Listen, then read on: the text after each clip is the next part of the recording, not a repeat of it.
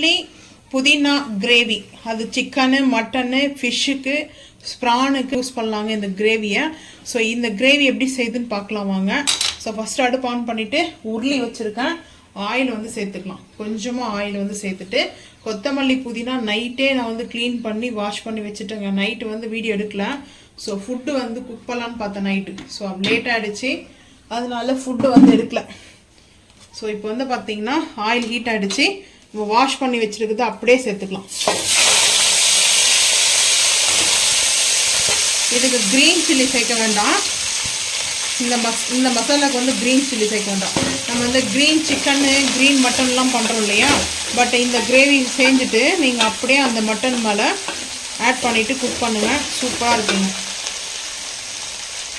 High flame பண்ணியாச்சு. So இப்போது இந்த கொத்தமல்லியும் புதினாவும் நல்லா பார்த்தீங்கன்னா சாட்டேஜ் பண்ணிக்கலாங்க.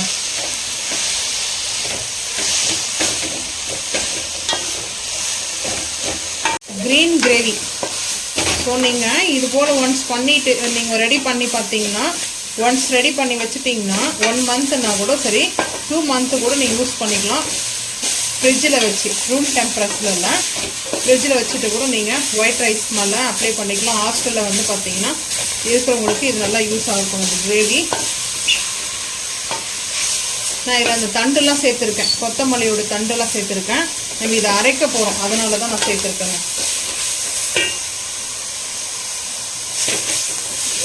நல்லா வதங்கிட்டு இருக்குதுங்க. ரொம்ப ஓவரானா வந்து குக் பண்ண வேண்டாம்.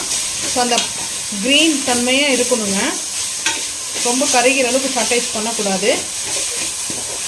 ஸோ அவ்வளோதாங்க. அடுப்பு ஆஃப் பண்ணிட்டோம். அடுப்பு ஆஃப் பண்ணிட்டு நம்ம சேர்த்தது ஒரு உருளி நிறைய இருந்தது. பார்க்குறதுக்கு உருளியே வந்து பார்த்தீங்கன்னா அவ்வளோ பார்த்தீங்கன்னா கூட இருக்கிற மாதிரி இருந்துச்சு. இப்போ பாருங்கள், சுருண்டு வந்துச்சுனாவே நம்ம அடுப்பு ஆஃப் பண்ணிடணும். இது கம்ப்ளீட்டாக ஆற வச்சுட்டு இது கூட நம்ம வேறு எதுவும் சேர்க்க வேண்டாம். நல்லா ஒரு பேஸ்ட் மாதிரி அரைச்சிட்டு வந்துட்டு பார்க்கலாம் வாங்க. ஆறிடுச்சிங்க, நல்லா சில்னஸ் ஆகிடுச்சு. அரைச்சிட்டு வந்துடலாங்க. சேர்த்தாச்சு, அரைச்சிட்டு பார்க்கலாம். இப்போ அரைச்சிட்டு வந்தாச்சு. நான் வந்துட்டு அடுப்பு ஆன் பண்ணிட்டு நாஸ்டிக் ஃபேன் வச்சுருக்கேன். ஆயில் சேர்த்துக்கலாம். ஆயில் இதுக்கு கொஞ்சம் கூட தாங்க இருக்கணும், அதனால் ஆயில் கம்மியெல்லாம் சேர்க்க முடியாது. கம்மியாக வேணும்னா நீங்கள் சேர்த்துக்குங்க, அது உங்களோட விருப்பம் தான். ஏன்னா ஆயில் கொஞ்சம் இதில் மிதக்க இருக்கணும். ஸோ அதனால தான் மெயின்.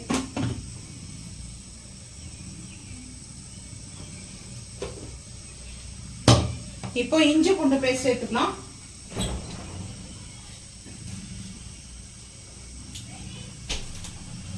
ஜோயா பிராண்ட் இஞ்சி பூண்டு பேஸ்ட்டு ஒரு 1 டீஸ்பூன் எடுத்துருக்கேன்.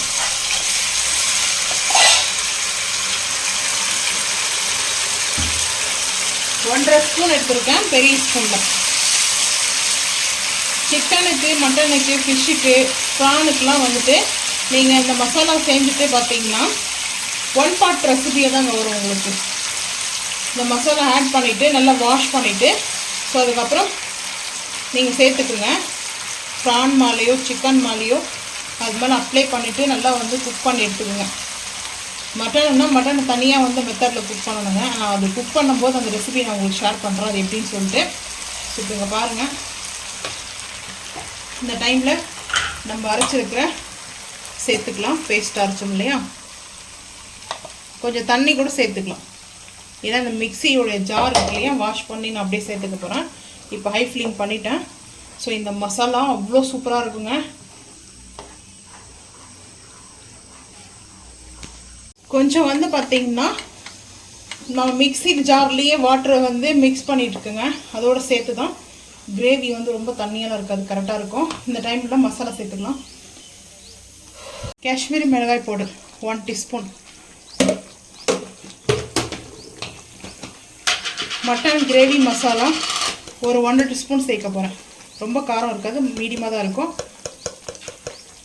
1.5 ஸ்பூன் சேர்த்துருக்கேன், சின்ன ஸ்பூனில். ஸோ இப்போது நல்லா மிக்ஸ் பண்ணிக்கலாம்.